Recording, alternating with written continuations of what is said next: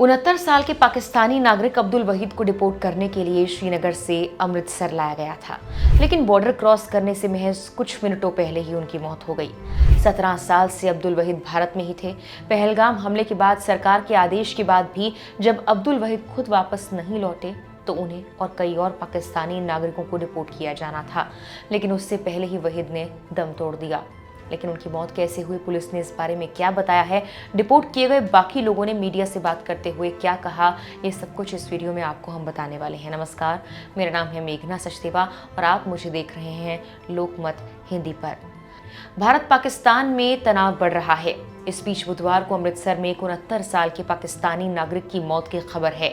उसे वापस डिपोर्ट किए जाने से कुछ ही क्षण पहले जम्मू कश्मीर पुलिस की हिरासत में दिल का दौरा पड़ा।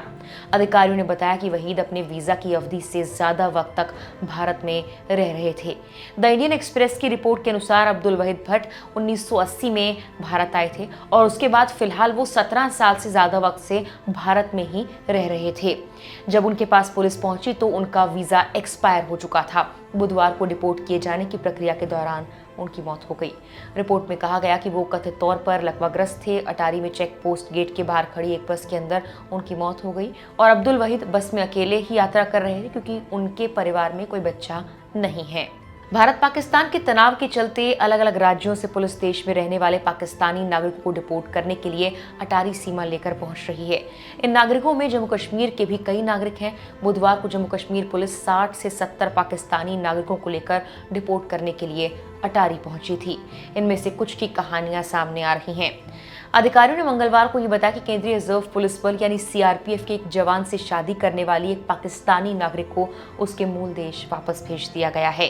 मिनल खान अपने पति मुनीर खान के साथ वाघा बॉर्डर के लिए जम्मू से रवाना हुई। मुनीर खान गरोटा के रहने वाले हैं।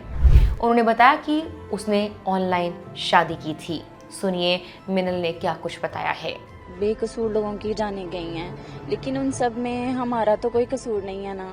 जिस तरह अब हमारा वीज़ा 9 साल बाद लगा है और अब एकदम से हम जो उन्होंने हमें रूल्स बताया हमने उन पे फॉलो किया है। एलटीवी के लिए भी हमने अप्लाई कर दिया था, जो उन्होंने टाइम की लिमिट बताई थी, और अब एकदम से वो हमें बोल रहे हैं कि ये जो सब कुछ हुआ है इसकी वजह से आपको रिटर्न करना है। साल तक हमने इंतजार किया, फिर हमारी ऑनलाइन शादी हुई है। मेरी फुप्पो के बेटे हैं, मतलब बुआ के बेटे हैं मेरी। हमारा ऑनलाइन निकाह हुआ है, फिर हमें वीजा मिला है और अब 2 माह हुए हैं मुझे आए हुए और ये एकदम से ऐसे कह रहे हैं। बॉर्डर पर पहुंची शर्मीन इरफान के भाई मोहम्मद शारिक ने मीडिया से बात की। उन्होंने कहा, मैं दिल्ली का रहने वाला हूं, यहाँ बहनों को छोड़ने आया हूं। वो भारतीय पासपोर्ट धारक हैं, लेकिन उन्होंने पाकिस्तानियों से शादी की है। वो कहते हैं पहले जमीन का बंटवारा हो रहा था, अब इंसानों का बंटवारा हो रहा है। मैं दिल्ली का रहने वाला हूँ। आप किनको छोड़ने आए यहाँ पे? मैं अपनी दोनों बहनों को छोड़ने आया हूँ, सिस्टरों को। जी हाँ, तो मैं अपनी बहनों को छोड़ने आया हूँ, जिसमें मेरे बड़े भाई आए और मेरा छोटा भाई है, मैं हूँ। हम तीनों भाई अपनी बहनों को छोड़ने के लिए आए यहाँ पर। जी, ये दिल्ली में रहती, दिल्ली का पासपोर्ट है, ब्याह कर पाकिस्तान गई है।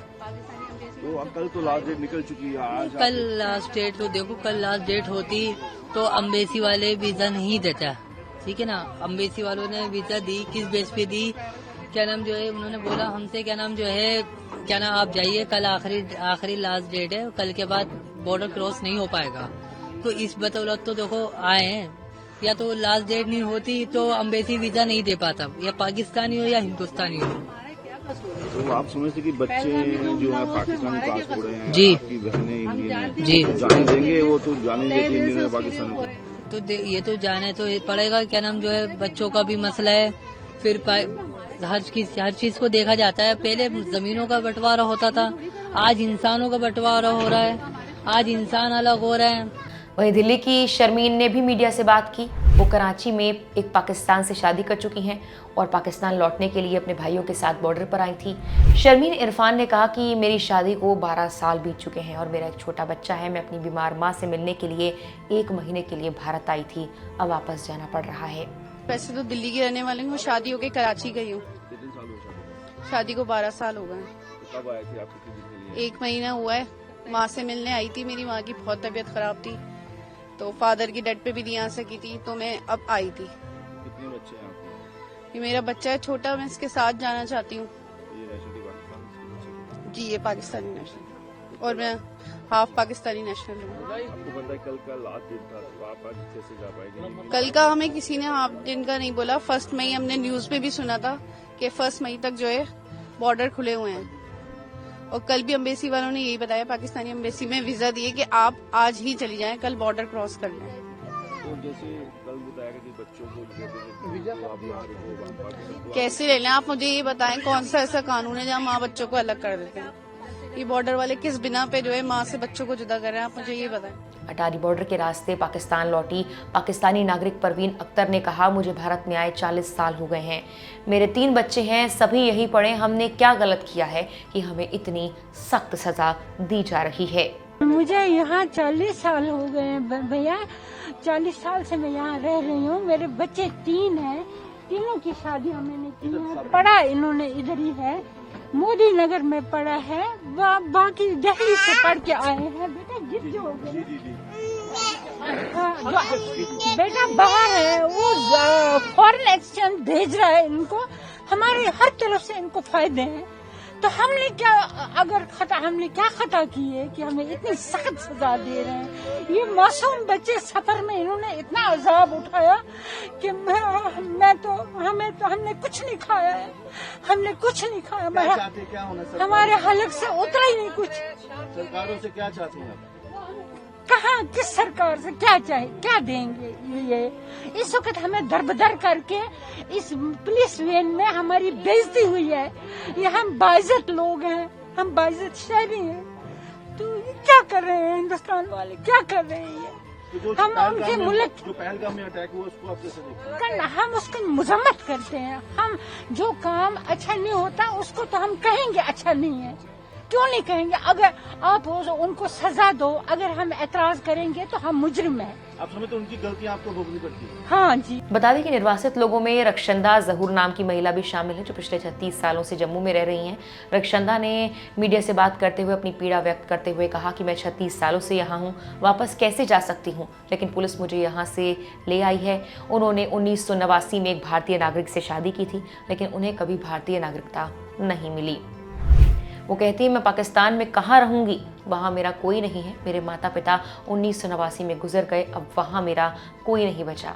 उसकी आंखों में आंसू थे और उसने हाथ जोड़कर विनती की कि आखिर मैं कहाँ रहूँगी।